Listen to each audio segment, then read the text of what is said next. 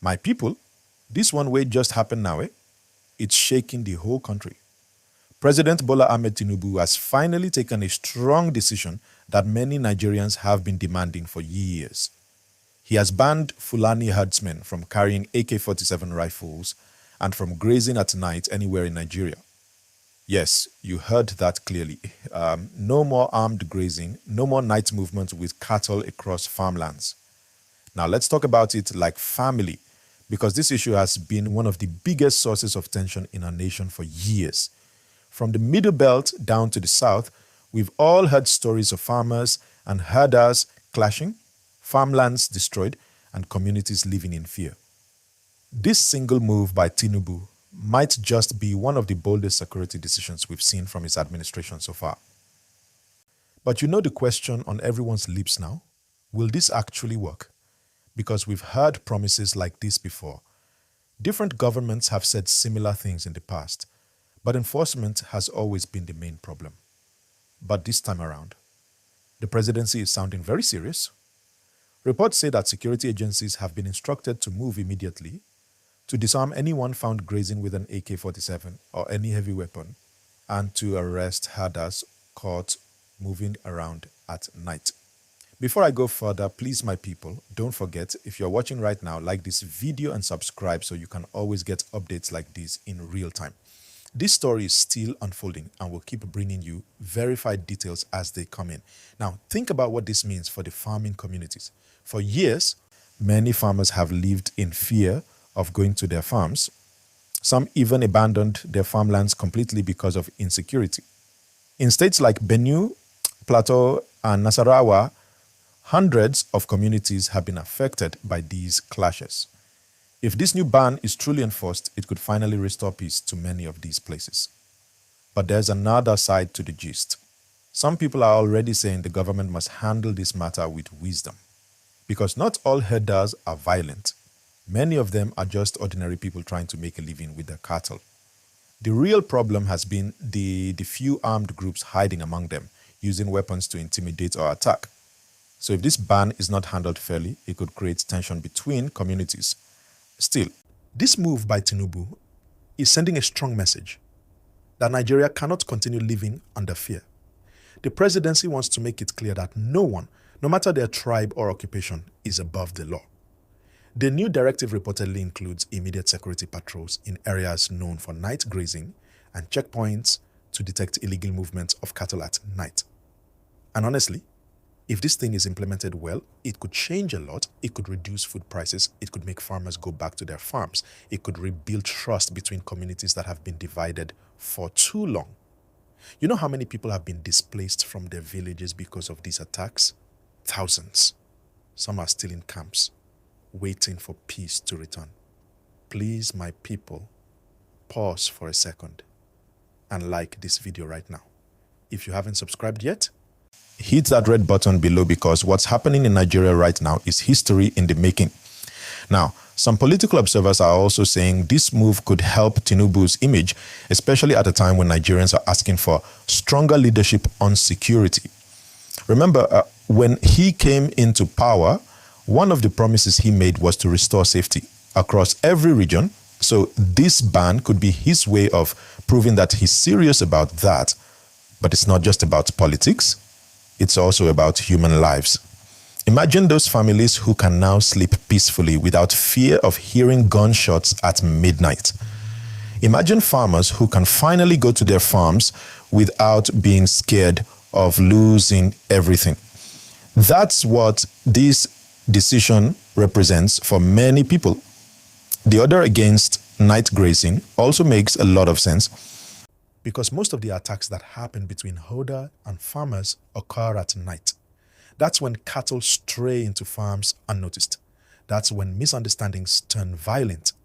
By stopping night grazing, the government is trying to prevent those late night movements that often end in disaster. But again, it all depends on implementation. The government can make all the laws it wants, but if they are not enforced properly, everything remains the same.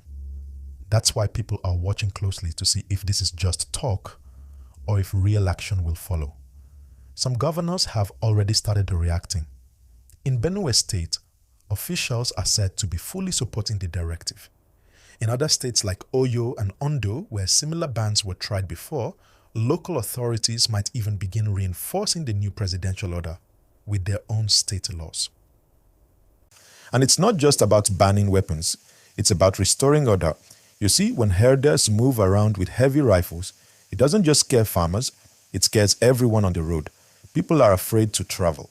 Villagers can't go to markets. Traders can't move goods freely. So this ban could help reduce that fear and make life a bit more normal again. So after Tinubu's announcement banning herdsmen from carrying AK-47s and grazing at night, the reactions started pouring in from across the country. You could literally feel the tension and relief at the same time. Some Nigerians are saying, finally, this is what we've been asking for, while others are a bit skeptical, saying, we've heard this kind of talk before. Let's wait and see if it really happens. Let's be honest, this issue of armed herdsmen has affected almost every part of Nigeria in one way or another, from the north central to the southwest, from the east to the far north. People have stories. Villages burned, farms destroyed, and families displaced. That's why this new ban feels like a ray of hope. Many believe if it's truly enforced, it will save thousands of lives. But there's also a side we can't ignore. The Fulani herdsmen themselves, they've been living this way for generations, moving with their cattle from one state to another in search of pasture and water. Over the years, desertification and population growth have made grazing land scarce, pushing them further south. That's where the clashes usually begin, because farmers need the land for crops and herders need it for grazing. Now that the president has banned night grazing, many herders will have to change how they operate. And this is not easy. It means adjusting routes, changing movement patterns, and sometimes even settling down permanently, which is a huge shift for people who are used to being mobile. But maybe this is the direction Nigeria needs to go. Building proper grazing reserves, using ranching systems, and reducing open grazing completely. Before I go deeper, please don't forget, like this video right now if you're following the gist. Your likes and subscriptions help this channel grow and keep you updated on important news like this. So just tap that like button now and subscribe if you haven't. Now, something many people are saying is that this decision might have come after strong pressure from both Nigerians at home and international observers. You see, every time there's a major attack linked to herder-farmer conflict, the world takes notice. Human rights groups, the United Nations, and even regional bodies like ECOWAS have raised concerns. So this latest action by Tinubu could also be part of a broader effort to show that Nigeria is finally taking a firm stand on internal security. In fact, this could also help Nigeria's image globally. For years, international reports have linked farmer-herder clashes to one of the biggest sources of violence in Africa. The government has often been criticized for doing too little or acting too slowly. Now, with this kind of decisive policy, it sends a message that things are changing. But one question remains: how will this affect the herders who genuinely depend on the livestock to survive? The government must balance enforcement with compassion, because if the ban is handled harshly, it could trigger resentment or even more tension. That's why people are calling for dialogue to make sure herders understand the reasons behind the new rule and to provide alternatives like ranching support, water points, and training. And that's the thing. If Nigeria truly wants to solve this herder-farmer problem, banning weapons is only one step. The real solution lies in creating a system that works for both sides. Farmers need protection and land security. Herders need safety and structured grazing systems. Once both sides are supported, peace becomes easier to achieve. Another interesting thing is how this move might influence state governments. In some states like Ekiti, Ondo, and Oyo, there have already been anti-open grazing laws. Those governors took early steps to regulate herders and protect farmers. Now, with Tinubu's national directive, it gives them even more authority to implement their local laws effectively. And Nigerians are watching.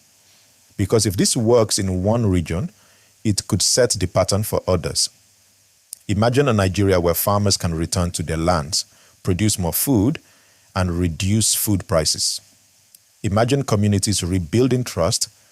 That's the dream behind this ban. Not just security, but peace of mind and stability for everyone. Please, if you're watching right now and you believe Nigeria deserves peace, hit that like button. Support this platform by subscribing too, because here we bring you real stories that matter to your life. Now, let's talk about enforcement again. You know, the challenge in Nigeria has never been about making laws. It's always about enforcing them. We have seen laws passed before that didn't change anything. This time, Nigerians want to see real action. Checkpoints where needed, strict monitoring of movement, and punishment for anyone caught breaking the rule, regardless of who they are. But to make this successful, the government must also involve traditional leaders, local vigilante groups, and community heads. Because those are the people who know what happens in their areas. They can help track illegal night movements and report suspicious activities before things get out of hand. Some analysts are even saying this move could weaken the operations of bandits and criminal groups who disguise as herders to move freely with weapons. If every movement at night is monitored and no one is allowed to carry rifles, then many criminal operations could be disrupted.